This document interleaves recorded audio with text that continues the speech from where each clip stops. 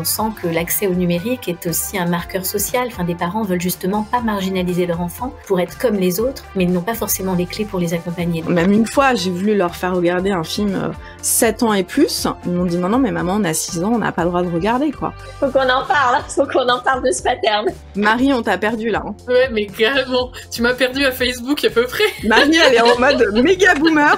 Moi, je suis au taquet, j'ai l'impression d'être un question pour un champion.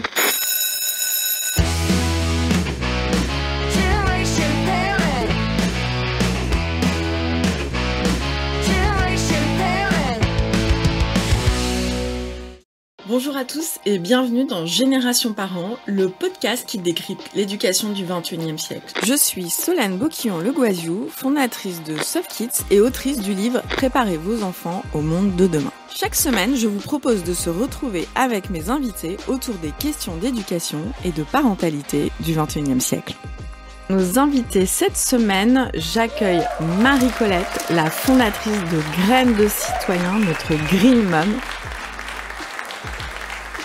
et Barbara Meyer, autrice de J'arrête d'être débordée, la Shiva de la charge mentale qui vient de rentrer de San Francisco après 10 ans là-bas.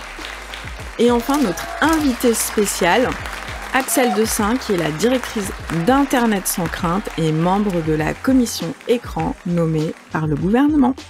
Alors, au sommaire de la semaine, donc on va commencer par une petite actu sur les résultats des évaluations menées à la rentrée 2024 du CP au CM2. C'est la première année en fait que tous les niveaux de classe de primaire ont fait des évaluations et le ministère a sorti là pendant les vacances les résultats de cette évaluation. Donc on va essayer de parler du niveau des élèves français et donc du niveau de nos enfants. Ensuite, dans le débat de la semaine, avec Axelle, on va parler du débat sur la limitation d'âge de l'utilisation des réseaux sociaux pour nos enfants. Et Axelle est une experte de ce sujet, donc j'espère que ça vous donnera pas mal d'outils. Et enfin, on passera à nos rubriques astuces parentales et qu'est-ce qu'ils disent. Allez, c'est parti, on commence avec l'actu. Alors, l'actu de la semaine, c'est comme je le disais, les résultats des évaluations menées à la rentrée 2024 du CP au CM2. Et donc la ministre a l'air d'être très optimiste par rapport à ces résultats lorsqu'elle les a annoncés. Donc en fait c'est assez disparate selon les niveaux. On a des chiffres qui sont encourageants avec des meilleurs résultats sur les CP qui arrivent par exemple à mieux reconnaître les lettres. Mais là où apparemment il y a un trou dans la raquette, c'est côté CM2. Où il y a près de 30% des élèves qui n'atteignent pas le niveau attendu en fluidité de lecture. Néanmoins, j'ai envie de dire, et je l'ai pas vu du tout dans les analyses, en fait, tous ces élèves qui sont en CM2, c'est ceux qui étaient en CP pendant la pandémie. Donc c'était peut-être un peu plus compliqué d'apprendre à lire quand on n'était pas en classe, qu'on était à la maison avec ses parents. Donc peut-être qu'il y a une explication. Et enfin, il y a aussi un trou dans la raquette sur les CM1 qui n'arrivent pas à conjuguer. Donc il y a un élève de CM1 sur 2 qui ne maîtrise pas la conjugaison. Donc voilà un petit peu les résultats en mathématiques. Le niveau semble s'améliorer, mais un tout petit peu. Ça monte de 1%. Alors je sais pas, est-ce que vous, Barbara, Axelle, Marie, vous les avez vus ces résultats? Qu'est-ce que vous pensez du fait qu'on évalue tous les ans tous les élèves? J'ai vu effectivement les résultats. Alors avec mon regard, parce qu'en fait on peut voir ou on peut analyser beaucoup de choses dans ces tests. Moi j'ai 2 enfants qui les ont passés, donc en CP et en CM1. Donc du coup ça m'intéressait aussi de voir un peu. Et ce que je trouve, bon effectivement il y a toujours une analyse politique qui est faite de ces résultats, du genre on a mis en place un certain nombre de choses, donc ça fonctionne puisque les résultats évoluent. Moi ce que je trouve dans les chiffres, c'est que globalement c'est quand même des résultats qui sont assez proches. Effectivement, tu disais, il y a un point d'évolution dans un sens ou dans un autre. Donc évidemment, ça évolue, mais les évolutions, elles sont quand même minimes. Et moi, en fait, je suis sur Graines de Citoyens, je travaille notamment sur le sujet de l'égalité filles-garçons. Et donc, j'ai aussi regardé sur ce sujet-là. En fait, effectivement, les résultats, ils sont plutôt dans une tendance positive, avec des disparités quand même, et donc notamment évidemment sur les sur les ce qu'on appelle l'éducation prioritaire, donc REP+, REP, et donc en gros ils comparent, et donc la première disparité qui continue, on va dire, sur le sujet, c'est que entre les établissements REP+, et les établissements qui sont hors éducation prioritaire, il y a des vraies disparités encore aujourd'hui, et que bon bah voilà, on le devine, enfin on s'en doute bien, mais ce type d'études, ça permet aussi de le remontrer. Et sur l'égalité filles-garçons, au final, ces évaluations, elles sont aussi, on peut avoir les résultats des filles et des garçons, et voilà, sans qu'on soit vraiment étonné non plus. Les filles, notamment, j'ai pris les résultats du CM1, les filles, elles sont entre 1 et 8 points supérieurs en français, et les garçons entre 5 et 18 points supérieurs en maths. Et du coup, j'avais envie de juste vous partager, je sais pas si vous avez déjà entendu parler d'un truc qui s'appelle la figure de Ray. En fait, c'est un test qui a été mené auprès de filles et de garçons, parce qu'en fait, on se dit une fille ou un garçon, est-ce que on est plus à faire des maths ou à être fort en maths si on est une fille ou un garçon? Et en fait, les études montrent que c'est surtout une projection sociale et que c'est des stéréotypes de genre. On grandit avec l'idée que si on est une fille, on est moins bonne en maths, et si on est un garçon, on est moins bon en français. Et donc cette étude, elle a été menée par l'université de Provence. Ils ont montré une figure complexe, en fait, avec plein de traits, etc. On pourra peut-être la partager. Et on a présenté ça comme un exercice de géométrie à des filles et des garçons. Et on a refait la même chose en présentant ce même exercice, exactement le même, comme un exercice de dessin. Et en fait, il fallait reproduire la figure. Et donc, quand ça a été présenté comme un exercice de géométrie, les garçons ont été meilleurs. Et sur le même exercice, quand ça a été présenté comme un exercice de dessin, c'est les filles qui ont été meilleures. C'est juste pour dire que finalement, parfois, on peut, en tant que fille ou garçon, aussi limiter ses performances uniquement parce qu'on pense que c'est pas quelque chose qui est fait pour soi. Et donc, voilà, moi j'ai bien aimé aussi regarder les résultats avec ce regard-là de finalement qu'est-ce qui nous fait réussir ce type d'évaluation qui sont proposées à tout le monde, quoi. Je voulais juste rebondir sur ce que disait Marie, parce que c'est quelque chose qu'on voit aussi dans le numérique et la manière dont les jeunes notamment se projettent dans un avenir, dans les métiers du numérique. Et on sent qu'il y a encore énormément de stéréotypes qui sont aussi véhiculés par leurs parents, qui ne les orientent pas forcément vers ces filières, en tout cas qui ne projettent pas leurs filles dans ces filières. Et nous, en tout cas, on a à cœur, on a développé un programme qui s'appelle Citizen Code pour s'initier à la culture numérique, découvrir la programmation, et on a à cœur de valoriser les filles et de montrer qu'elles ont une place aussi. On sent qu'il y a encore du boulot, oui. Je ne sais pas s'il y a des liens qui vont être faits entre ces résultats et les usages numériques. Ça pourrait être intéressant aussi, finalement, quand on sait qu'on a une génération qui est de plus en plus tôt équipée, avec des usages numériques assez importants, plutôt consommateurs de vidéos, notamment sur cette tranche d'âge-là, sur la fin du CM.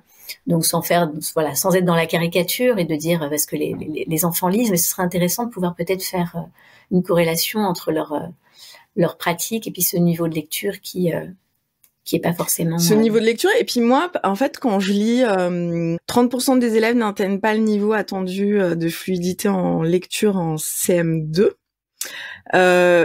Ça me fait penser que d'un côté ils atteignent pas ce niveau, mais d'un autre côté c'est une génération qui va plus parler. Enfin moi je vois mon fils aîné qui est au collège, quand il doit envoyer un message, un texto, un WhatsApp, etc., il ne va jamais le taper. Il va tout faire par vocal.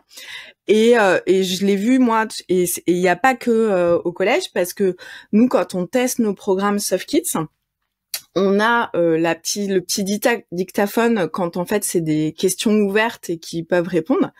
Et dans à peu près 70% des cas, les enfants utilisent le dictaphone plutôt que de taper la réponse. Donc en fait, les usages sont aussi totalement différents. Mais chaque génération, elle s'approprie le téléphone différemment, parce que la génération juste d'avant, donc il y a entre 20 et 25 ans maintenant, elle textait, elle appelait plus, elle faisait pas les vocaux. Les vocaux, c'est vraiment, t'as raison, c'est la génération qui est au collège maintenant. Ils laissent que des vocaux, etc. Et donc, évidemment que les compétences qu'ils utilisent à l'école, elles évoluent, et ils sont peut-être moins compétents sur la lecture parce que ils utilisent moins les mots, ils manipulent moins les mots. Et pour autant, moi j'ai aussi l'impression que ça réduit les inégalités neurodivergentes, tu vois. Parce que finalement un message vocal, ben tout le monde peut le faire et personne va se moquer parce que du coup t'as confondu les P et les B, quoi. Moi j'aime bien cette évolution de fonctionnalité et l'usage qu'ils en font. En fait, ils s'adaptent. Et du coup, pour rebondir juste sur les tests, aux États-Unis, ils font aussi ce genre de tests nationaux. On a à peu près les mêmes résultats.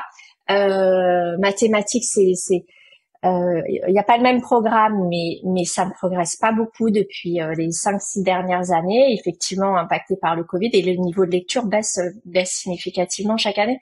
Et ça, je trouve que c'est ça qui est dangereux. On retourne à l'illettrisme, à des taux d'illettrisme plus élevés, et en plus, ça a compensé parce qu'aux États-Unis, ils reviennent au homeschooling. Donc on a des schémas d'apprentissage complètement divers, vraiment divers, qui remettent en cause tous nos schémas classiques.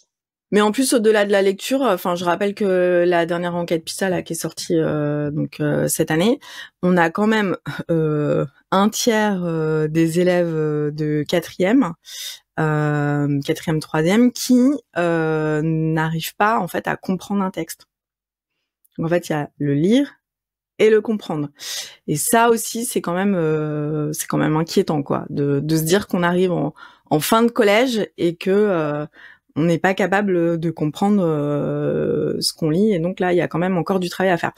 Donc bon, bah voilà, on va en terminer avec cette rubrique sur l'actualité. Donc ça s'améliore, hein, pour résumer, mais il y a encore du boulot.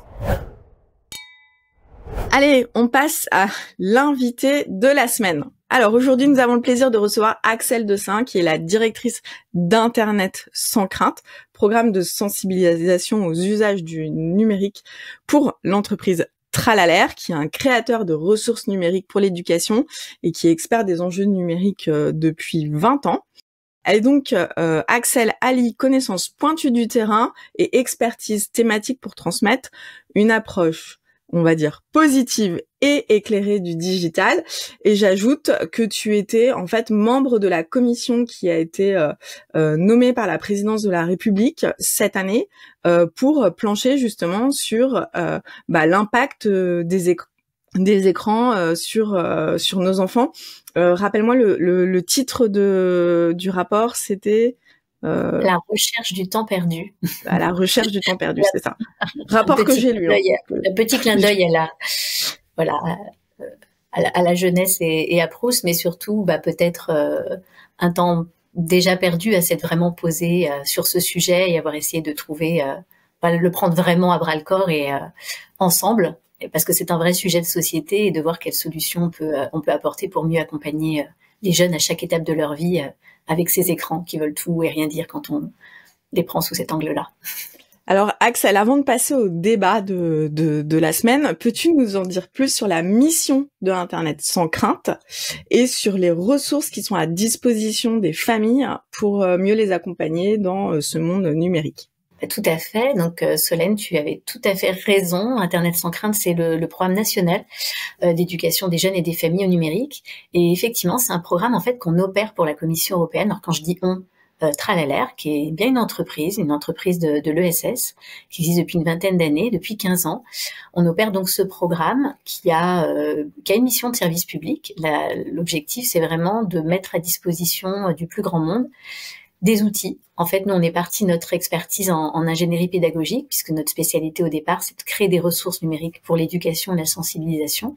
Donc, on s'est dit que notre manière de sensibiliser, ça allait être de continuer à faire notre métier au service de ça. Donc, on produit surtout des outils qui s'adressent en premier lieu plutôt aux adultes, en fait, qui sont à côté des enfants et des adolescents. Donc, les enseignants, tous les médiateurs éducatifs, leurs parents aussi, pour qu'ils puissent justement avoir des supports pour pouvoir aborder les principaux enjeux d'éducation. On essaye de couvrir large. On a plus de 200 ressources disponibles sur Internet sans crainte aujourd'hui, toutes gratuites, pour aborder son rapport aux écrans, bien utiliser les réseaux sociaux, réfléchir à son identité numérique, savoir ce que ça veut dire que protéger ses données personnelles, faire de la prévention aussi au risque, au cyberharcèlement, savoir repérer une information, une fausse information aussi, et quelles sont les spécificités de l'info en ligne. Et puis parce qu'on a très à cœur de pas être que focus sur les risques, on a aussi tout un programme pour éveiller à la culture numérique, inviter à se questionner sur les dessous. C'est quoi cette économie de l'attention dont on parle? Qu'est-ce qu'il y a? C'est quoi les algorithmes? Qu'est-ce qu'il y a en fait derrière ces écrans qu'on utilise et tous ces services qu'on utilise gratuitement? Et puis peut-être éveiller chez certains jeunes l'envie de se projeter aussi dans cet univers-là, que ce soit pas juste des usages, mais qu'ils s'imaginent aussi pouvoir travailler un jour dans cet espace-là. Donc s'initier au coding et au métier du numérique, ça fait partie aussi de nos champs d'action. Alors moi j'ai une question, est-ce que vous avez vu, parce que c'est vrai qu'on a l'impression ces dernières années que ce sujet du digital pour les enfants, de l'éducation, il est un peu partout. Est-ce que tu arriverais à donner une date, un point de bascule où vous avez vu que vraiment là il fallait prendre le sujet à bras le corps? Oui, je pense comme beaucoup, il y a eu l'avant-après Covid. C'est vrai que tout d'un coup, se retrouver tous enfermés à la maison, on voit que les activités se sont beaucoup concentrées autour des écrans, avec à la fois des parents qui se sont retrouvés à faire la classe, des professeurs qui ont dû aussi utiliser le numérique à distance, puis tout d'un coup, des enfants dès qu'il n'y a plus l'extérieur, qu'on ne s'est plus forcément occupé autrement. Et on a pu avoir des éléments aussi quantitatifs en termes de volume de temps d'écran. On avait atteint parfois plus de 7 à 8 heures par jour pour des enfants assez jeunes pendant cette période. Et puis on a vu monter aussi certains phénomènes comme une hausse du cyberharcèlement à ce moment-là. Alors, qui est finalement, c'est-à-dire le cyberharcèlement pour les enfants et les ados, c'est une continuité en général du harcèlement. Donc, les élèves n'étant plus physiquement présents, ça se transposait sur d'autres espaces. Donc, j'ai l'impression qu'à un moment donné, il y a eu une prise de conscience à ce moment-là en se disant « Oula, on a l'impression qu'il y a peut-être un problème. En tout cas, il y a quelque chose sur lequel il faut se pencher. » Et on a vu effectivement un intérêt à la fois politique, des médias aussi, sur ce sujet. Et voilà, il y a eu vraiment un avant-après cette période, en tout cas pour la prise de conscience. Moi, je suis d'accord avec Covid. Moi, mes jumelles étaient en CM1. Elles rentraient en CM1 à l'école publique américaine. Donc c'est pas un CM1, mais du coup, elles ont connu YouTube à ce moment-là. Et nous, on est restés 13 mois sans école publique au cœur de la Silicon Valley. Donc c'était vraiment cauchemardesque pour nous. Tu vois, 13 mois, tu bosses et t'es prof. T'es maman, t'es prof, tu fais ton job. Et je suis d'accord. Alors du coup, on leur a donné des écrans, la possibilité de passer plus de temps sur les écrans et ils s'ennuyaient presque plus. Enfin, il fallait qu'on les occupe parce qu'on bossait. Les profs leur donnaient des vidéos parce qu'ils savaient pas enseigner en ligne, donc ils leur donnaient des YouTube à regarder à longueur de journée. Ils faisaient des breakout rooms où les autres enfants, ils faisaient n'importe quoi et ils travaillaient pas vraiment.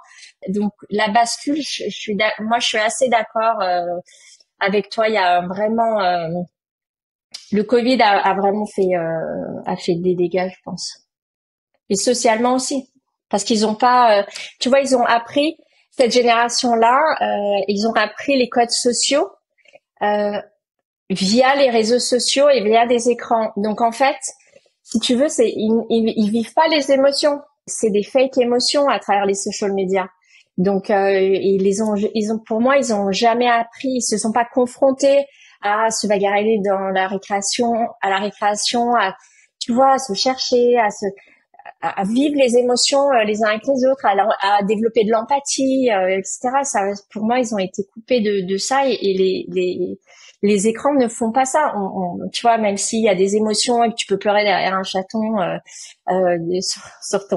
derrière ton YouTube, mais je trouve que c'est fake. On les vit pas, ces émotions, et nos jeunes, ils les ont pas vécues pour de vrai, donc ils ont loupé un truc, je pense. Non, mais les codes sont totalement différents. J'ai mes jumeaux, par exemple, ils ont énormément de mal à dire bonjour et faire la bise aux membres de ma famille, à mes parents, à mes frères, etc.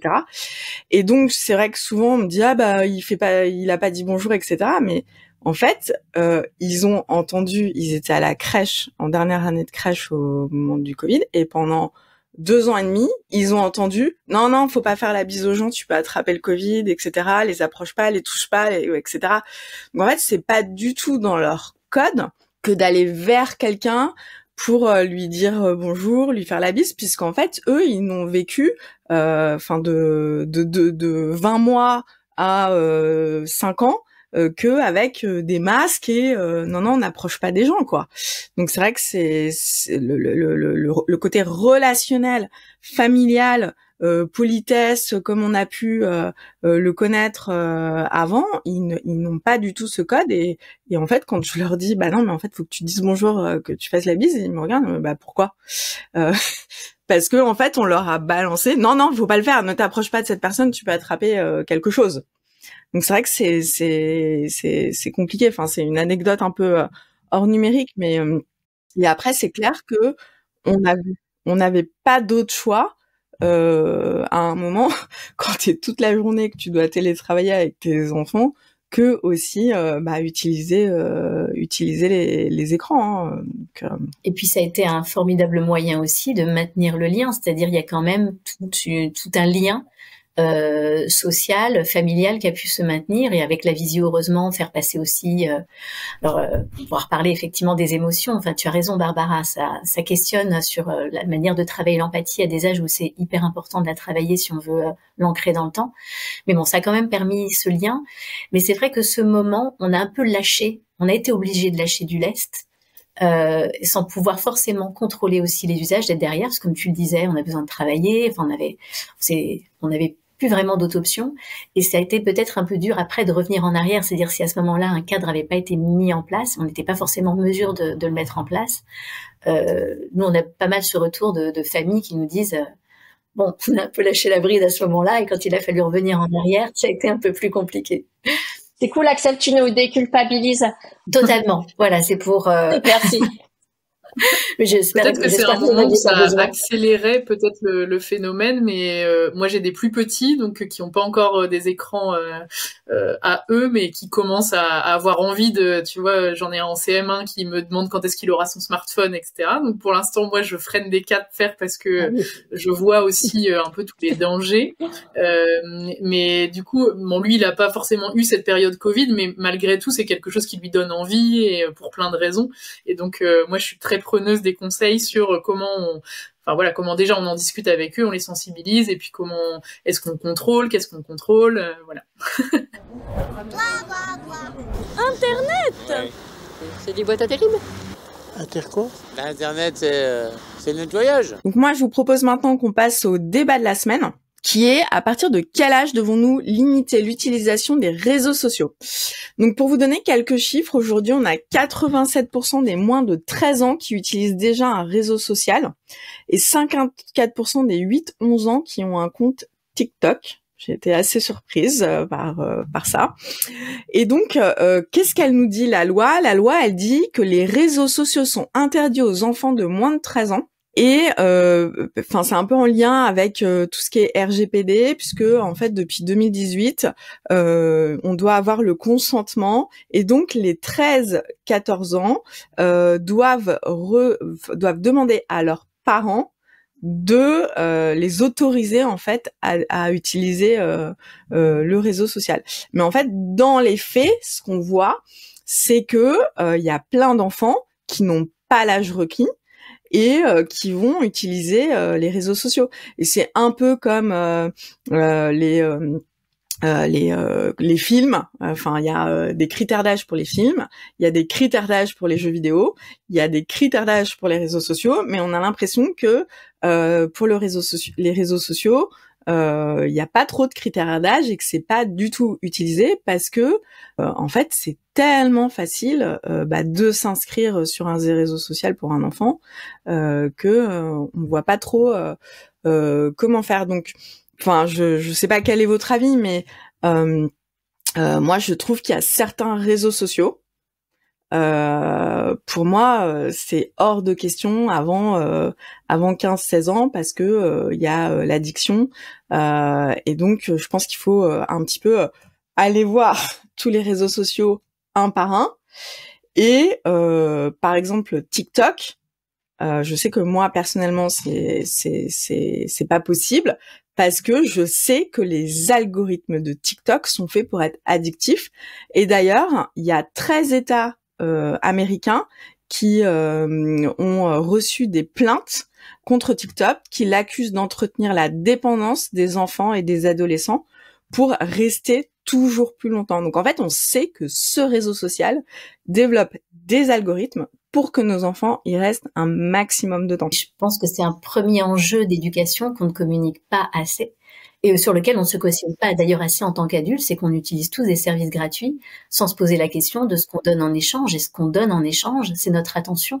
Et tout le modèle économique de ces réseaux repose sur le fait de capter notre attention. Je donne un deuxième exemple, c'est Instagram. Depuis 2021, à Londres, il y a eu ces papiers qui sont sortis, qui sont des papiers internes qui disaient que effectivement, on voyait que les jeunes filles avaient une baisse d'estime de soi quand elles utilisaient Instagram.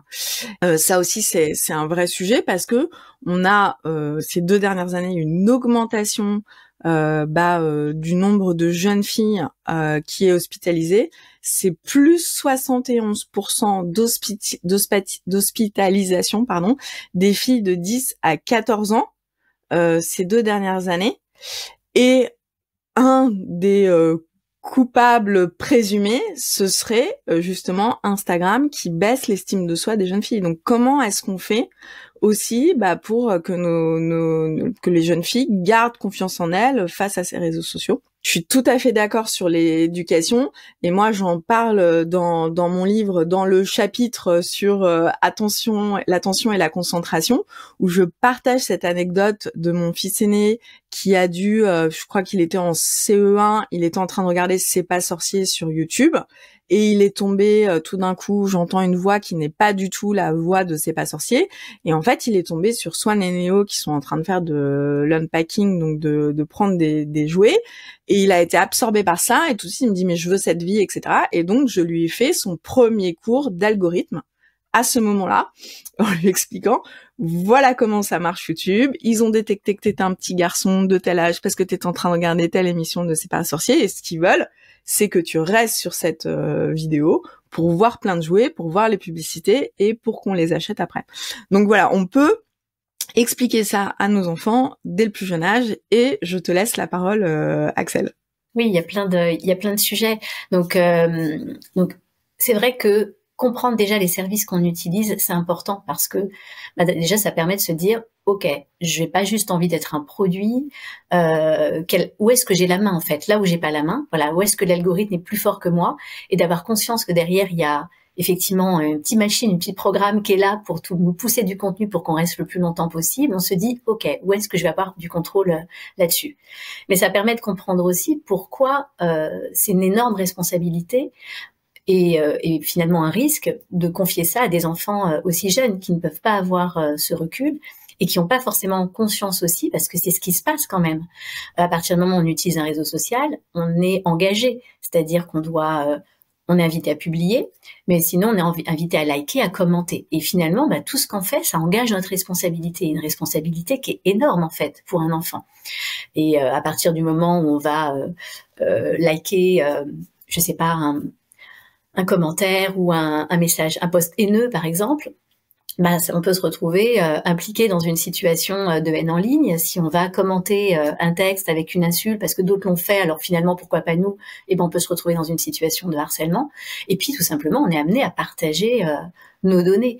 Donc cet âge, t'as pointé l'âge de 13 ans parce que la plupart des réseaux sociaux sont américains, donc s'appuient sur la loi américaine quant aux collectes des données des mineurs. Mais effectivement, la RGPD déjà en 2018 avait mis en place ce qu'on appelle la majorité numérique. Chaque pays européen était libre de positionner un âge. La France a choisi de s'aligner sur l'âge de 15 ans, qui est l'âge de la majorité sexuelle, en disant, qu'est-ce qui voulait dire cet âge-là? C'est l'âge à partir duquel on peut collecter les données, enfin une personne peut seule donner son accord pour collecter ses données personnelles. Donc on disait bien déjà qu'avant 15 ans, c'est trop jeune pour qu'un enfant puisse décider qu'un service quelconque puisse capter ces données, les réutiliser, etc. Et aujourd'hui, il est très facile de s'inscrire sur un réseau social. Pour autant, on a besoin de mentir et tout le monde sait qu'il ment au moment où il s'inscrit.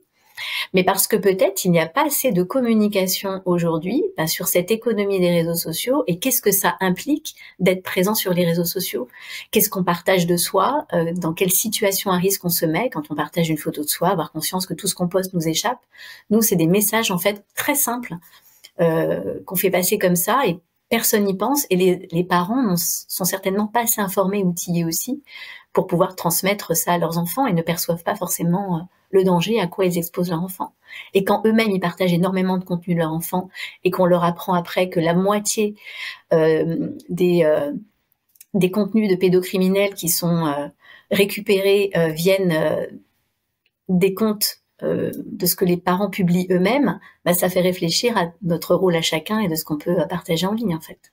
Ça, c'est notre sujet spoiler de la semaine prochaine. On enregistre avec l'association Les Papillons sur le parenting la semaine prochaine. Axel, est-ce que tu peux nous expliquer qu'est-ce qui a fait, vous, là, dans votre recommandation sur le rapport qui a été commandé par la présidence de la République? Vous avez bien dit, il faut que les réseaux sociaux soient interdits à partir de 15 ans. Et alors, qu'est-ce qui manque pour que ce soit fait? Aujourd'hui, ce qui manque, alors c'était venir appuyer la loi, venir appuyer aussi la loi européenne dans ce sens-là, parce qu'effectivement, on est convaincu qu'avant 15 ans, l'âge en plus, c'est un âge un peu charnière, enfin c'est l'âge où on rentre aussi au lycée, et vu comment sont construits la plupart des modèles des réseaux sociaux aujourd'hui, s'il y avait un choix beaucoup plus éthique, ça poserait pas de problème, mais aujourd'hui, les usages sont extrêmement polarisé sur un certain nombre de réseaux sociaux dont c'est le modèle de capter nos données et de faire de nous des produits. Donc il y a une trop grosse responsabilité qui repose sur les jeunes pour gérer ça seul. Mais aujourd'hui, ce qu'il manque, c'est un vrai système de vérification d'âge. Mais moi, ce sur quoi je milite plus, c'est une vraie expérience utilisateur qui soit pensée pour des jeunes, des adolescents, et considérer que un adolescent, ce n'est pas comme un adulte, et si vraiment on veut impliquer le parent dans la démarche et lui dire que sa place est à côté de son enfant quand il se crée son compte, que ce soit intégré à l'expérience utilisateur au moment où on s'inscrit, qu'il faut que le parent soit là, qu'il puisse valider quelque chose, que dans le discours aussi, on implique les uns et les autres et qu'on ait un discours adapté, parce que aujourd'hui, les conditions d'utilisation où rien n'est fait, notamment pour inviter les jeunes, et qui que ce soit d'ailleurs, à aller dans les paramétrages des réseaux sociaux, et c'est hyper important de savoir paramétrer son compte. Ça devrait être une base d'éducation au numérique de savoir paramétrer ses comptes, quels qu'ils soient. Voilà, il y a une vraie vérification et j'ai envie de dire un design, un vrai travail de design éthique pour davantage considérer les mineurs dans ces espaces-là, les informer sur ce qui est fait de leurs données, sur les moyens qu'ils ont pour paramétrer, et si on veut impliquer les parents, clairement les impliquer dans la démarche d'inscription. Par ailleurs, on sent que l'accès au numérique est aussi un marqueur social. Enfin, des parents veulent justement pas marginaliser leur enfant. Ils pensent que les équiper, qu'ils soient équipés très tôt, c'est important pour être comme les autres, mais ils n'ont pas forcément les clés pour les accompagner. Donc vraiment, le parent, c'est le pivot qu'il faut qu'il faut pas culpabiliser, ce qu'on disait Barbara tout à l'heure, mais qu'il faut accompagner. Enfin, il y a de quoi être démuni aujourd'hui. Ouais, et puis le portable, c'est un accès à l'éducation en fait. Du coup. Tu vois, j'ai discuté avec Laurent Joly qui a créé la Lilo, qui lutte contre l'illettrisme, etc. Et on parlait du coup de l'impact de l'IA dans l'éducation, et il explique hyper clairement que effectivement le téléphone portable, c'est tous les foyers en sont équipés, pas d'ordinateur, et c'est un vrai moyen d'emmener l'éducation dans des zones défavorisées, dans des foyers où les parents peuvent pas les aider, etc. Et c'est là-dessus qu'on va jouer. Donc non, le téléphone portable, oui, il en fait partie. Et ce que tu disais sur tu vois, les niveaux sociaux. Oublions pas qu'aux États-Unis, ceux qui ont créé tout ça, ils donnent pas accès aux réseaux sociaux à leurs propres enfants jusqu'à un certain âge, un peu plus âgé que ça, plus âgé que 13 ans. Donc il y a tout ça est un peu controversé, mais il y a un moyen hyper simple pour les parents, c'est le screen time. C'est déjà ça, si on arrive parce que les problèmes des réseaux sociaux, il y a plusieurs. Il y a effectivement pédocriminalité, il y a la gestion des émotions, il y a le body shaming, enfin tous les contenus harcèlement, tous les contenus TikTok qui invitent à des comportements, tu vois, suicidaires, dépressifs, etc. Et puis t'as le temps passé qui développe l'addiction. Et donc le temps passé, il y a un truc super simple et là il faut pas être ingénieur, il faut pas, c'est le screen time du téléphone portable, faut mettre des screen time, c'est hyper simple à faire. Il y a des tutos si vous savez pas faire, mais vraiment ça nous, enfin nous ça nous sauve, c'est-à-dire que il faut réguler en temps, c'est surtout en temps parce que moi quand j'ai regardé le temps là pour My Job, c'est complètement hallucinant et la prof du lycée français, elle me dit mais moi je suis plus inquiète par les social media, le temps qui passe derrière les social media que par la ChatGPT. Je préférais qu'ils utilisent ChatGPT pour leur cours d'espagnol plutôt qu'ils passent 4 heures, 5 heures derrière Instagram. C'est ces 4 heures, 5 heures là qui sont détrimentales. Ouais. Comme je dis, en fait, tout est une histoire de menu. Enfin, je fais souvent un parallèle entre les écrans et le restaurant, enfin, et ce qu'on donne à manger à nos enfants.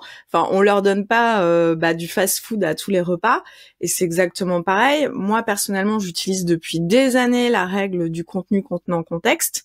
Donc, quel est le contenu qui est utilisé pour moi un épisode de C'est pas sorcier, c'est pas pareil que de regarder je sais pas, la Patte Patrouille en boucle.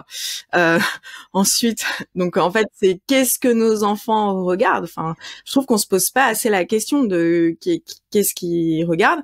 Ensuite, le contexte, c'est est-ce qu'ils sont tout seuls sur une tablette, tout seuls sur un téléphone, ou est-ce qu'ils sont en train de regarder la télé avec nous et on interagit, on regarde un documentaire, etc. Est-ce que ça va être interactif ou pas? Parce que de toute façon, on le sait, les études disent que entre le temps d'écran passif et le temps d'écran interactif, c'est pas du tout la même chose, et donc les résultats vont pas du tout être pareils. Donc voilà, il faut absolument discuter de ce menu avec eux. Et moi, il y a une autre chose que je fais, c'est que je pars du principe que les règles que je mets en place, par exemple avec mon fils aîné qui lui a un smartphone depuis qu'il est au collège, c'est les mêmes que moi. Donc par exemple moi, le téléphone, le soir, il ne va pas dans la chambre, que ce soit pour lui ou que ce soit pour moi. Et ensuite, on essaye en fin de semaine de regarder ensemble notre temps d'écran pour voir en fait comment est-ce qu'on l'a utilisé et de regarder, et le temps et le contenu, qu'est-ce qu'on a fait avec. Parce que c'est vrai qu'on peut vite se faire happer, et je me rappelle, il y a un super reportage qui a été fait sur Arte cette année, sur TikTok, où en fait, à chaque fois qu'ils posaient la question « Combien de temps vous passez sur TikTok ?», mais tous les ados étaient... mais non, en fait, ils leur ont demandé d'aller dans les réglages, ils regardaient jamais les réglages, et en fait, ils se sont aperçus qu'ils passaient 6-8 heures par jour sur TikTok, quoi. Alors qu'en fait, quand on leur posait la question, 30 minutes. Et il y a absolument pas cette conscience, quoi. On va passer à notre rubrique au secours, où on va encore parler d'Internet. Donc là, on a reçu une question d'un parent qui nous dit « Avec l'entrée au collège, ma fille a installé WhatsApp. Comment l'accompagner dans cette utilisation ?» Oh, la question qu'on entend très souvent. Axel, quelles sont tes recommandations? Alors, c'est vrai que WhatsApp est très souvent utilisé comme premier espace pour un groupe classe. Et d'ailleurs, nous, on avait fait une enquête cet été, puisqu'on a une opération qui s'appelle Bienvenue les 6e, justement pour sensibiliser aux enjeux d'éducation à l'entrée au collège sur les enjeux numériques. Et on avait fait une enquête auprès de 1000 parents en leur demandant s'ils allaient équiper leur enfant et s'ils équipaient, quels services ils allaient autoriser. Alors, on voyait que, globalement, ils avaient tous dit, dans les réseaux sociaux, non, à plus de 95%, non, pas de réseaux sociaux. Et la moitié, WhatsApp, c'était OK. Alors ça nous a interpellés parce que WhatsApp, ça reste un service interdit aux moins de 13 ans. Et c'est depuis cette année, parce qu'avant, c'était moins de 16 ans, comme toutes les messageries. C'est de plus en plus un réseau social parce qu'il y a des stories, il y a des chaînes, on peut avoir accès à du contenu, il y a des groupes où on peut discuter avec des inconnus, il y a des messages éphémères, donc de plus en plus les messageries, elles jouent aux réseaux sociaux. Donc déjà, il faut avoir en tête et pouvoir transmettre les mêmes messages de vigilance.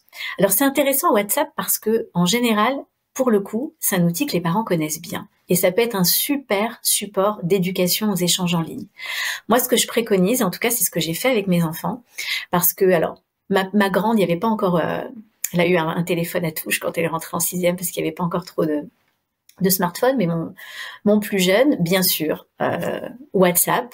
Je lui ai dit, officiellement, tu as pas l'âge, mais on avait déjà un groupe famille où on échangeait et ça avait permis de mettre en place certaines règles d'échange ensemble. Et je lui ai dit, moi, le WhatsApp de la classe, je veux bien parce que je trouve que c'est bien que tu puisses échanger avec tes camarades et je veux pas que tu sois exclu de cet espace-là. Mais comme officiellement, t'as pas l'âge, on va le regarder ensemble, cet espace. C'est-à-dire, c'est pas un endroit où tu vas échanger seul. Moi, je veux qu'on puisse vérifier ensemble que tu sais ce qu'on peut dire dans un groupe classe. Et ça m'a permis de voir qu'en fait, les enfants ne savaient pas du tout qu'est-ce qu'on partage avec qui. Donc déjà, les premières règles des échanges en ligne qui vont être valables sur les réseaux sociaux, c'est qu'est-ce qu'on échange avec qui. Donc ça peut déjà faire un premier sujet de discussion. Est-ce que le fait qu'on a été goûté chez mamie hier ou qu'on a acheté des baskets, est-ce que c'est un sujet qui se partage avec des camarades qu'on connaît depuis 3 jours? Peut-être pas. Est-ce qu'on envoie des photos de sa chambre ou de ses photos en maillot de bain? Peut-être pas non plus. Et ensuite, alors ce qui est génial, c'est qu'en général, il se passe pas plus de 2-3 jours, alors avant que ça parte en cacahuète, il va y avoir des premières insultes, il va y avoir des premières choses qui sont pas dans un cadre, un échange, j'ai envie de dire, respectueux et bienveillant. Et donc, nous, on s'est servi de ça en disant, regarde, là, la personne, comment elle parle, qu'est-ce que tu en penses? Comment tu penses que l'autre personne va recevoir ça? Qu'est-ce que tu pourrais dire? Est-ce qu'il faut se taire? Est-ce qu'il faut en parler? Donc, ça a été un super support d'éducation. Donc, moi, ce que je conseille aux parents, parce qu'aujourd'hui, c'est difficile de passer à côté de ces outils et de marginaliser son enfant à partir du moment où un groupe classe est mis en place, mais de s'en servir comme un super terrain pour préparer les échanges en ligne et se dire que, puisqu'en 6e, l'enfant n'a officiellement pas le droit d'être sur WhatsApp, c'est la place du parent d'être à côté et de lui dire... Je vais pas flipper, je vais pas regarder tout ce qu'on dit, mais de temps en temps, on va regarder ensemble et surtout, tu m'alertes si tu vois qu'il y a des choses qui se passent pas bien. Surtout que, tu vois, par exemple, moi, l'année dernière, en 6e, il n'y avait pas de groupe WhatsApp. Et là, en fait, il n'y avait pas de groupe WhatsApp ni pour les parents, ni pour les enfants. Donc, j'étais très contente. Et cette année, il y a un groupe WhatsApp parents d'élèves et un groupe WhatsApp pour les enfants. Mais par exemple, le groupe WhatsApp pour les enfants, je l'ai appris comme ça au détour d'une conversation avec mon fils qui me dit j'ai pas trop compris ce truc là du prof, je vais demander sur le groupe WhatsApp. Et du coup je lui dis mais vous avez un groupe de WhatsApp? Bah oui en fait. Donc ils se sont fait leur groupe WhatsApp entre eux, mais les parents sont pas forcément au courant. Et moi je me demandais si à un moment donné ce serait pas de la responsabilité, alors là je vais peut-être un peu loin, mais du collège de créer les groupes WhatsApp en mettant les règles de bienséance pour discuter ensemble, quoi, parce que ce serait idéal. En même temps, il y a de grandes chances que s'il y a un groupe qui est initié par l'établissement, les élèves choisissent de s'en créer un à eux. Ouais, Ce qu'on voit des fois, c'est à travers les ENT et Pronote notamment sont ouverts. L'espace qui permet aux élèves d'échanger entre eux. Sauf que moi, les retours que j'ai, c'est souvent sans modération et justement sans les bonnes pratiques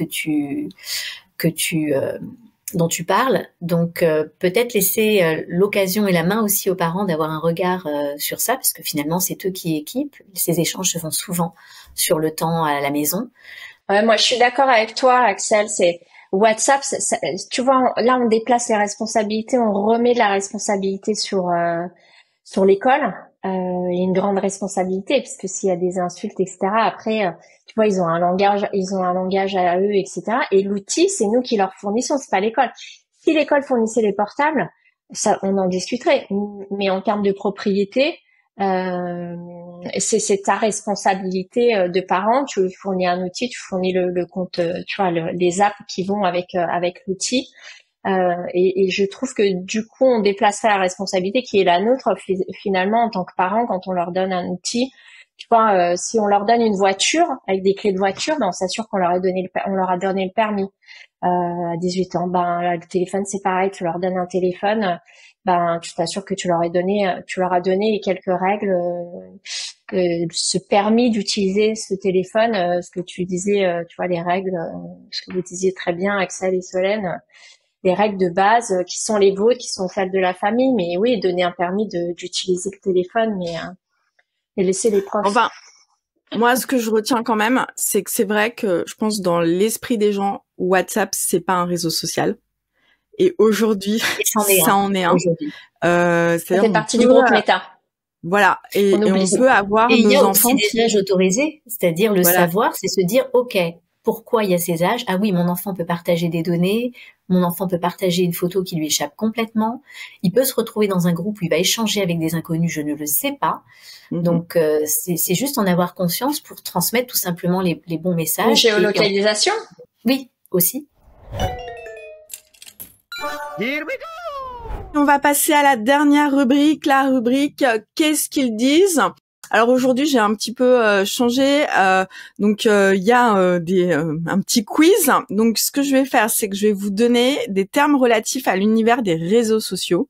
Et pour chaque terme, vous allez devoir me dire de quel réseau social ce terme est issu. Alors, on commence avec un super facile. J'ai envie de dire un truc pour les boomers. Si je vous dis un groupe, c'est quel réseau social? C'est pour les boomers, Facebook peut-être. Facebook. Ouais. C'est ça. Tu t'avais donné un indice. Donc, j'ai commencé par hyper facile, mais je vous préviens, à la fin, c'est hyper difficile. Donc, un groupe, c'est une fonctionnalité qui permet de discuter avec d'autres membres avec qui vous avez un intérêt commun pour un sujet. Et effectivement, on trouve des groupes dans Facebook. Un vlog. YouTube. YouTube, ouais. Oui, c'est ça. Donc, un vlog, c'est une pratique commune chez les ados qui consiste à montrer des vidéos de leur vie quotidienne, leurs vacances, etc., comme un journal intime. Et puis, le plus connu, c'est les vlogs d'août de Léna Situation que les ados ne manquent pas chaque été. Un autre, une trend. TikTok. Donc, une trend, c'est un contenu tendance qui fait l'objet d'une mode passagère et qui connaît un succès viral sur l'application. Ça peut être par exemple des chorégraphies ou des audios. L'unboxing. On en voit partout maintenant, YouTube, mais c'était plutôt YouTube quand même au départ. Ouais. À la base, c'est YouTube qui a lancé l'unboxing, et donc c'est une pratique courante dans laquelle les personnes filment et déballent leurs produits qu'elles viennent d'acheter. Un Reels ou un Reel? Ah, Insta. Donc c'est une vidéo. Mais Facebook aussi, hein. On trouve des Reels sur les Facebook oui, aussi. Ouais. Bon, après, c'est le même groupe. C'est Insta qui a créé les Reels. Et donc, c'est des vidéos courtes en format vertical accompagnées de tendances et qui ont été inspirées par TikTok. Le Bitmoji. Snapchat. Ouais, c'est Snapchat. Ouais. Donc c'est un avatar personnalisable que les ados créent sur l'application à leur effigie. Ils peuvent changer leur apparence et leur tenue selon leurs envies. Un Realmoji.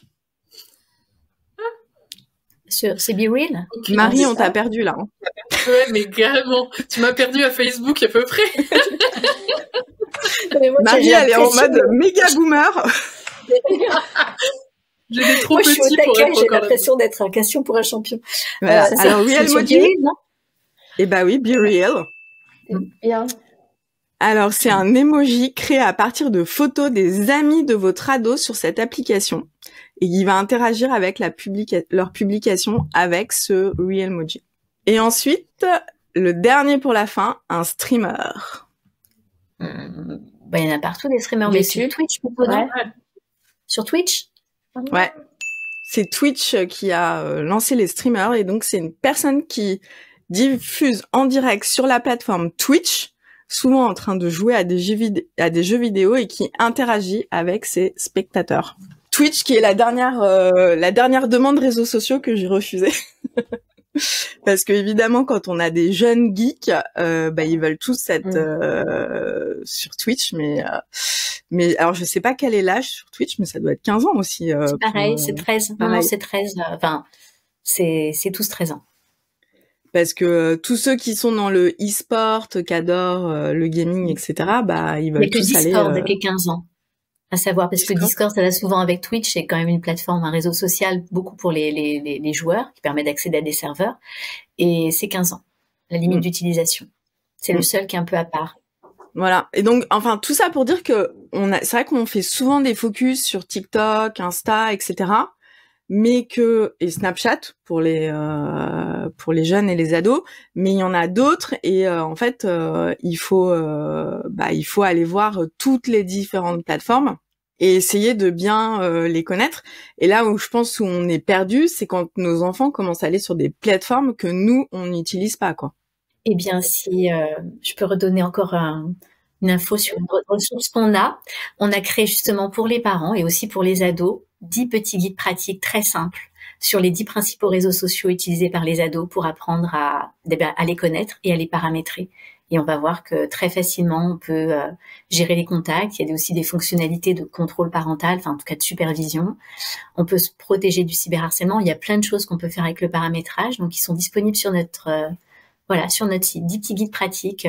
Et dedans, il y a Twitch, il y a Discord, il y a tous ces espaces qu'on connaît pas forcément en tant que parents. Eh ben super, merci infiniment Axel pour toutes ces ressources et bonnes pratiques. On arrive à la fin de l'émission.